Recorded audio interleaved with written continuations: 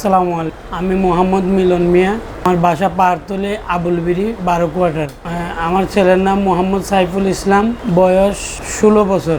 গত মাসের 4 তারিখে দারুল উলুম মাদ্রাসায় যাওয়ার জন্য বের হওয়ার পর সে মাদ্রাসায় পৌঁছায় নাই বলে আমি খবর পাই। তারপরে আমি মাদ্রাসায় গেলাম, ওখানে গিয়ে খোঁজখবর নিলাম, সে মাদ্রাসায় যায় নাই। তারপরে আমি অনেক জায়গায় খোঁজাখুঁজি করার পরে থানায় একটা জিডি করলাম। জিডি করার পরে এখন পর্যন্ত থানা থেকে আমার ছেলের কোনো সন্ধান দেওয়া হয় নাই এবং আমি নিজেও কোথাও খুঁজে পাই নাই, যার পরিপ্রেক্ষিতে আমি এখানে আসলাম। কেউ যদি আমার ছেলেটাকে পেয়ে থাকেন, দয়া করে আমার ছেলেটার একটা খোঁজ খবর আমাকে জানাবেন। আমার ছেলের বয়স 16 বছর, মাদ্রাসায় 9-এ পড়ে, কাফিয়াতে। আমার ছেলেকে হারিয়ে এখন আমি অনেক দিশেহারা। আমাদের আসলে মানসিক অবস্থা খুব খারাপ হয়ে গেছে। আজকে বিগত 1 মাস 4-5 দিন ধরে খোঁজাখুঁজি করতে করতে আমরা খুবই ক্লান্ত। আমরা যে কেউ যদি আমার ছেলের সন্ধানটা দেন, এই নাম্বারে যোগাযোগ করবেন।